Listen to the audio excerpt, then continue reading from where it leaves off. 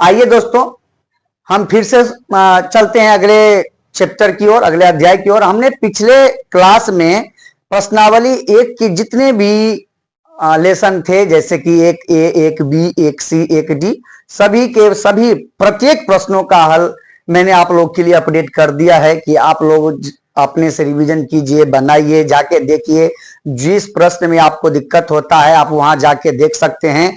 अगर जो बात आप नहीं समझ रहे हैं आप वो कमेंट के द्वारा मुझसे पूछ सकते हैं। चलिए अब हम चलते हैं क्लास 10 का जो दूसरा अध्याय है, उस अध्याय का नाम है बहुपद।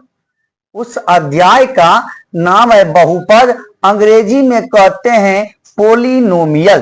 खैर अंग्रेजी तो हमारे यहाँ बिहार में उतना फेमस है नहीं, हिंदी ही चलता है, लेकिन फिर भी मैंने बता दिया आपको कि बहुपद। तो बहुपद के बारे में सबसे पहले हम जानते हैं कि बहुपद होता क्या है, बहुपद है क्या। तो बहुपद के बारे में सबसे बड़ी बात यह है कि पहला बात मैंने लिखा है कि बहुपद क्या है। तो बहुपद क्या है, बहुपद को आप अलग अलग जगह अलग अलग परिभाषा दिया है उसका, इससे आपको नहीं है, मैं अपने हिसाब से आपको समझाना चाह रहा हूं। आप उम्मीद करते कि आप अच्छा समझेंगे इस बात को। तो बहुपद के बारे में है कि बहुपद चर और अचर का मिश्रण है। बहुपद क्या है, बहुपद चर और अचर का मिश्रण है, जिसमें कैसा होना चाहिए, चर और अचर के मिश्रण में बहुपद में क्या क्या होना चाहिए, यह बात देखिए यहां पे दर्शाया हुआ है कि बहुपद की घात धनात्मक होनी चाहिए। बहुपद का घात धनात्मक होना चाहिए, पहला कंडीशन है।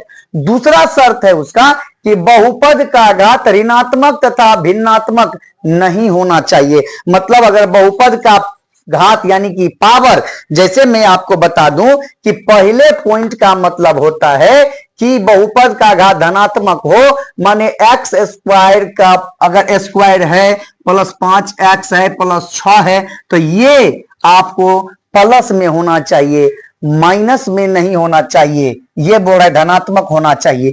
दूसरी जो बात बता रहा है कि वो ये है कि बहुपद का घात धनात्मक तथा ऋणात्मक तथा भिन्नात्मक नहीं होनी चाहिए। ऋणात्मक का मतलब हुआ कि इसका पावर आप माइनस में नहीं दे सकते हैं। अगर ये माइनस में हो गया इसका मतलब अब ये बहुपद नहीं है। दूसरी बात है कि भिन्नात्मक में नहीं होना चाहिए, अर्थात अगर एक्स स्क्वायर का पावर एक्स है यह बात नहीं हो सकता, या एक्स स्क्वायर एक्स का पावर 1/2 है तो यह भी हमारा बहुपद नहीं है। ये दूसरी जो इसका ये दूसरा पहला स्टार था कि धनात्मक हो, मैंने बता दिया कि ये ऋणात्मक नहीं होगा, और दूसरा था कि ऋणात्मक तथा भिन्नात्मक नहीं हो, यानी कि x का पावर -2 नहीं हो, x का पावर -4 नहीं हो, और भिन्नात्मक कि x का पावर हाफ 1/3 1/4 इस तरह के रूप में 3/2 5/4 इस रूप में नहीं होना चाहिए।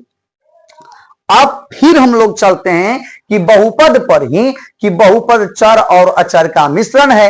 तो चर क्या है, अचर क्या है, ये बात तो वैसे लोग जब 6, 7 क्लास 6, 7 क्लास में पढ़ते हैं वहीं से उनको पता होता है कि चर किसे कहते हैं, अचर किसे कहते हैं। तो चर के बारे में देखिए, चर हम लोग किसे कहते हैं, ABCD का कोई भी अक्षर हो, सिंपल साधारण भाषा में ABCD का कोई भी अक्षर हो तो हम उसे चर कहेंगे। आपके दिमाग में भी चल रहा होगा कि सर ABCD का कोई अक्षर हो तो ABCD का इसमें 3 गो अक्षर है, फिर ये सब क्या है। हाँ, ये सब भी क्या है वो भी मैं बता रहा हूं। ABCD का कोई भी अक्षर Z तक वो चर कहलाता है। बाकी जो उसके अतिरिक्त मैंने ये 3, 4 लिखा है और आता ही रहता है, इसे भी हम चर कहते हैं। इसका नाम है थीटा, इसका नाम है थीटा। आप 6, 7 क्लास से ही कोण पढ़ते आ रहे हैं तो मेरे ख्याल से थीटा समझ रहे होंगे। दूसरा है फाई, फाई नहीं समझ रहे होंगे, जब त्रिकोणमिति पढ़ेंगे वहां पर फाई दिया है 10th में। आगे है अल्फा, इसी लेसन में आप पहचानिएगा कि अल्फा क्या है, बीटा, गामा, डेल्टा, साई, ईटा, ऐसी बहुत सारी चीजें हैं जिसे आप नहीं जानते हैं, आगे जानते चलेंगे हम लोग। 10th में बहुत सारी चीजें हैं, theta, phi, alpha, beta, gamma, ये सब है।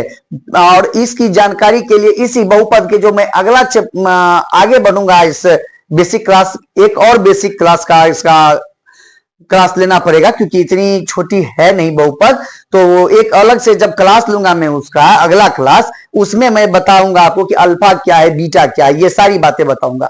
तो ये है। और अचर क्या है? गिनती में आने वाली वो सभी संख्याएं जिसे हम गिन सकते हैं, 1 2 3 4 5 6 7 8 जो भी चीज है, उन सबों को हम अचर कहते हैं। अचर और अचर हो गया। अब अगला चीज मैंने लिखा है कि बहुपद का सामान्य रूप क्या होता है। तो देखिए, बहुपद का सामान्य रूप होता है an x to the power n, an minus 1 x to the power n minus 1 plus dot dot dot a2 x power 2 a1 x plus a0। मतलब देखिए कि पाप जो शुरू हुआ घटता चला जा रहा है पावर, और जो यहां पर आगे जब डॉट डॉट के बाद आए हैं, इतना ही याद रखना है कि जो नीचे में था उतना पावर बन जाता है। आगे है कि जे इसमें a0 a1 a2 है क्या, तो a0 a1 a2 जो an तक है ये सारी संख्या है।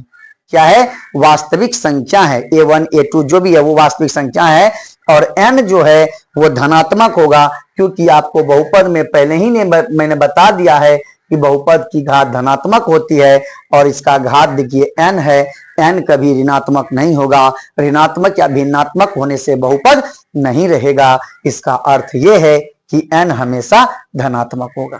तो बस मैं आज पहली क्लास थी बहुपद की, तो इसमें मैं बस इतना बताना चाहता था, ये मैंने बताया। आगे मैं इस चैप्टर के बारे में और बताऊंगा कि सूत्र क्या है, कैसे क्या करना है। तब तक के लिए आप बने रहिए अनाया कोचिंग सेंटर के साथ। आपके सभी समस्याओं के शिक्षा संबंधी जो भी समस्या है, सभी का हल मिलेगा आपको अनाया कोचिंग सेंटर के चैनल पर। धन्यवाद।